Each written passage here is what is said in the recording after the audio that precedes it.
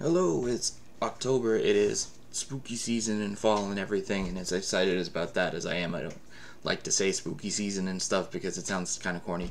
But anyway, we're back. It's time for short pickups video here. There's only 10 games this month, but some interesting things like more N64 imports. We're slowly building up this collection here.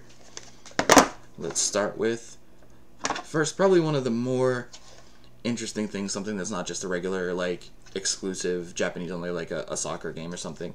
This is Let's Smash Tennis. The third, there's only 3 total tennis games on the N64. This one's made by Hudson, and this one is an exclusive. I think it was released in Europe as well as Center Court Tennis, but it just didn't come to North America is all. So this joins All-Star Tennis, which is really just not enjoyable. I don't want to say like it's bad. There's just no set dressing or anything on it. So this is a little bit more cartoony, and not quite as cartoony as Mario Tennis, but you need to give this a good solid try to see if it's also worth playing besides Mario Tennis for a tennis game.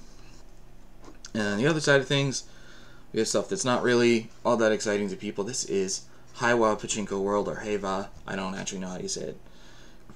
Heiwa, probably not with the V sound because it's not Europe, it's Japan. But Heiwa Pachinko World 64.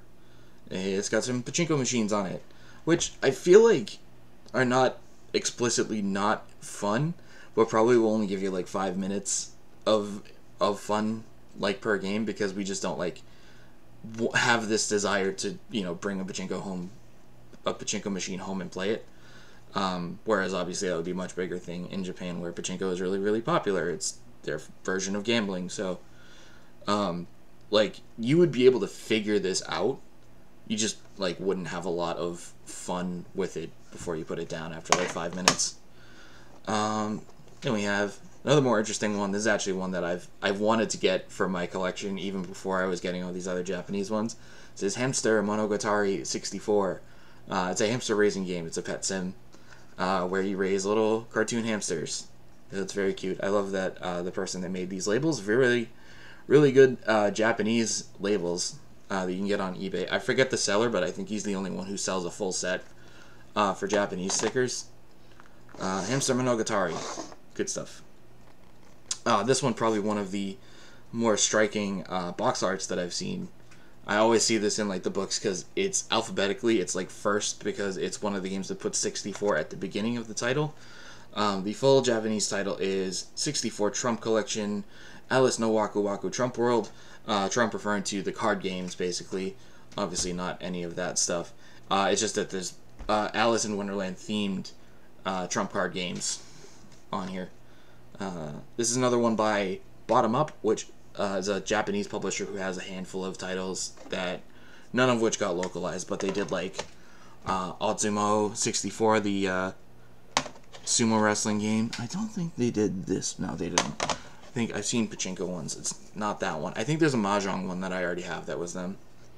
And then another Hudson sports title. This one is, they all say J-League. This is J-League 11 Beat 1997. Another soccer game. I think this has like cartoony graphics based on the way that it looks on the front. But other than that, I couldn't really tell you a whole lot about it until I sit down and I play all of the Japanese only soccer games that don't have any North American equivalent, basically.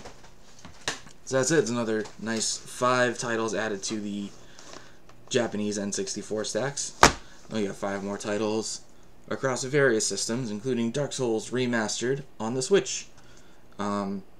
Figured this is the one that you can get on the Switch, so I wanted to make sure I got it for that. So, makes it more likely that I'll actually play it.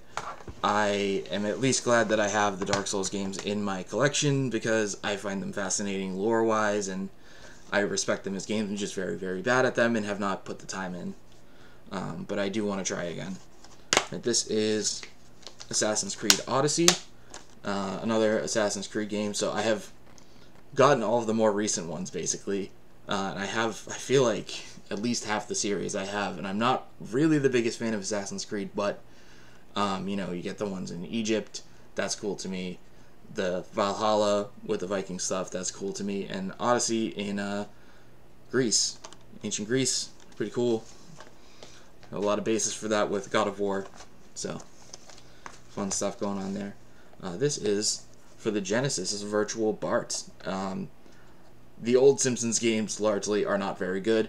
Out of the older 16 and 8-bit Simpsons games, this is the one that I've always had the most interest in, the one I've actually wanted to play, because it just gets really weird, and it's a lot of like a big like mix of game styles and whatnot and level concepts. I always laugh at this one with J. Lauren Pryor, the the school guidance counselor in the early seasons, holding up Bart's skull. So yeah, something going on there. Oh, and also there's a long Bart in the middle there. It's like a prehistoric, can't see, prehistoric long Bart. I don't know. Hellboy, The Science of Evil. I was playing the newer Hellboy game, Web of Word, which I found pretty cool. It has really good heavy combat that was pretty satisfying. I enjoyed it, and I really like Hellboy too. Hellboy's not had a good run of video games. This is not a great game, but I was interested enough to pick it up and see how it goes. It is made by Chrome and published by Konami. Chrome did Ty the Tasmanian Tiger, and I think they did the PS2 and Wii versions of Star Wars Force Unleashed, and I know I've seen them other places, but Ty the Tasmanian Tiger is the main thing I know them from. And then lastly, I've heard a lot of good things about this game, and then it got the seal of approval from Annapurna. This is Neon White. It's a first-person like parkour shooter with like short levels that you just go like really, really fast. It's very highly stylized. It's supposed to be very good, very satisfying, very cool. It comes with a big poster. This was this went on sale for $20 at GameStop. I picked that up the other day with my monthly coupon. Yeah, the poster. At least you get something in the case, right? Alright, short video, 7.5 minutes. I just uploaded this past week Pokemon Stadium 2. I am in the middle of a real strong set of games right now for the N64. I am going to be doing Dr. Mario 64 very shortly, which is... I've never been a big Dr. Mario fan in general, and I've never played the 64 version, so we'll see how that goes. Thanks for watching, and check out the website, ntndo64.com, and I will see you next time. Thank you.